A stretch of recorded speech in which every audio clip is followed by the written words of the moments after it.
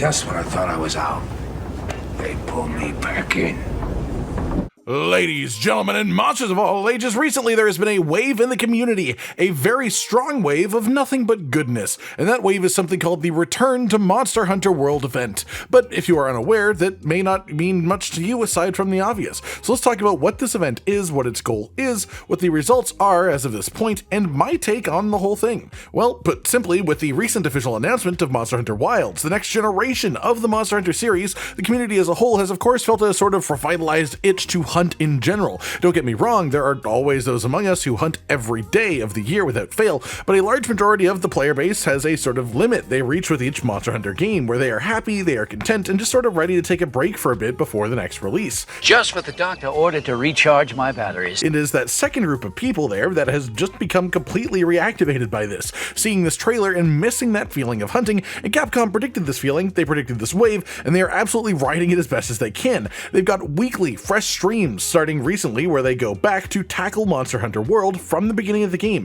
along with weekly blog posts going over some of the basics of the game that can otherwise be a bit difficult to grasp for a new player without essentially having a Sherpa who knows the game well bringing you along with them. And also, Monster Hunter World is currently undergoing its biggest sale of all time for the next few days. It is the cheapest it has ever been, and all of this coincides with one major goal: bringing new players into the franchise to get them comfortable with the basics before Monster Hunter Wilds comes out in 2025. And the thing is, it's absolutely working, and with an accidental bonus too. One big thing that people noticed in the Wilds trailer was that the hunter had both a slinger and a scout fly cage, which implies a direct continuation of world style gameplay, not Rise and Sunbreak, not old style, but world style specifically. A flashy but down to earth, semi-realistic but not afraid to get wacky kind of game, where you have to track the monsters, but doing so is an actually feasible task, interactive and enjoyable rather than just searching every zone on the map and then curveballing a paintball at your target before they waddle away and escape. And the thing is, this realization in itself drove a lot of the community attention back to World specifically, and at this point it has genuinely been nearly 6 years since Base World was released,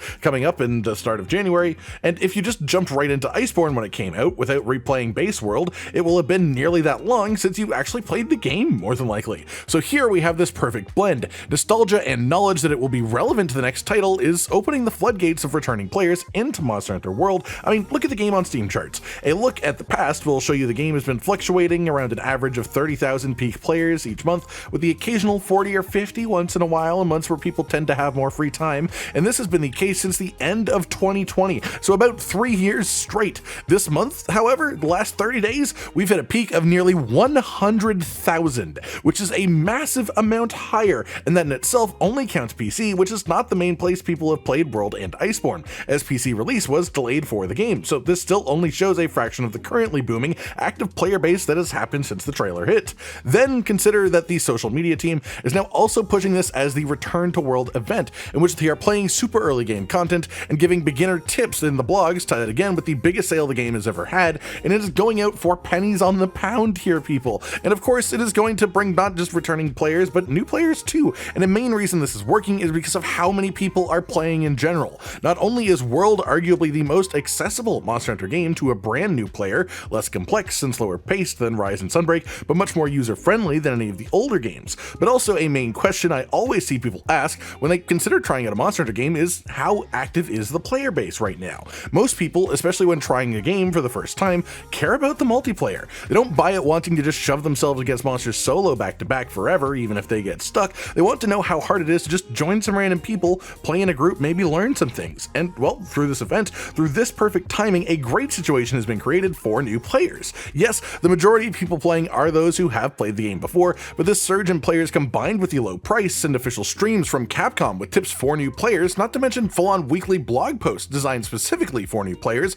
released directly on the Steam homepage. I mean, this is just the perfect storm for someone to try Monster Hunter for the first time and actually have that experience that clicks with them and makes the series actually, grab their brain. Because that's the thing. Generally speaking, Monster Hunter isn't a play it for 5 minutes the first time you see it and fall in love immediately kind of thing. beginning, you might enjoy yourself a fair bit, but you usually have to get to that moment where it clicks for you specifically and takes root inside of your head, and now you're attached for life. For some people, that is a specific monster they see for the first time and they fall in love with it to such an incredible degree that they can't think of not playing the game. For others, it is finding which of the 14 weapons feels perfect in their hands, and then they just get locked in a cycle of always wanting to hunt more with it because they love it that much. For others, it's just reaching something like set building and creating something imaginative and fun, but also strong, and the satisfaction that comes with that in Monster Hunter. Each of these potential points of Monster Hunter just sinking its teeth into you come at various stages of your gameplay journey, and so an event like this simply gives people the best shot of actually getting into the series who weren't into it before, other than a brand new game would, a brand new generation, and that would obviously cost a lot more money to actually look into.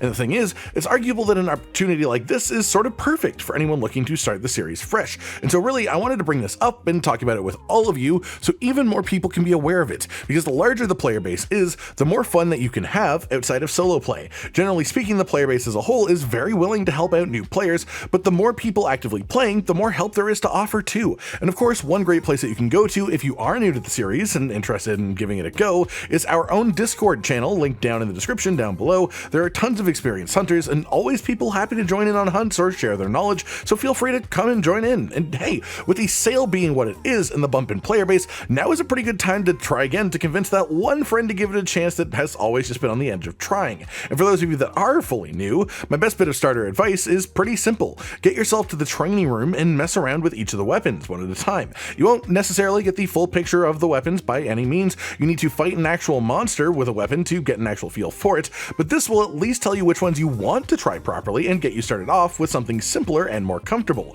My most recommended starter weapons, if you're interested in them, are Greatsword, Sword and Shield, or Dual Blades. These all are relatively simple on actual button inputs, putting more emphasis into player positioning and aiming, things like that, and that makes them great while learning the game, as your focus is more on the monster and the way that it moves around you than actually mastering your button combos, which means that you learn the general gameplay basics easier. Feel free to use whatever weapon feels right to you, of course. That's just one of the true beauties of Monster Hunter, but those three I think align quite well with a new player mindset, allowing you to engage with the game in a relatively simpler manner that just lets you learn the way to function in this world. That's about it for today then, everyone. Just a discussion about the recent surge in players, both returning and new to Monster Hunter World, the effectiveness of this campaign from people at Capcom, the way that they've taken advantage of it and even created it themselves, and how it genuinely has just begun giving just birth to a lovely community movement of people playing together again in this lovely game even years after its release, and bringing in some newbies to turn into hardened hunters. I hope you've enjoyed this, and hey, maybe it's time to return to World yourself if you haven't yet.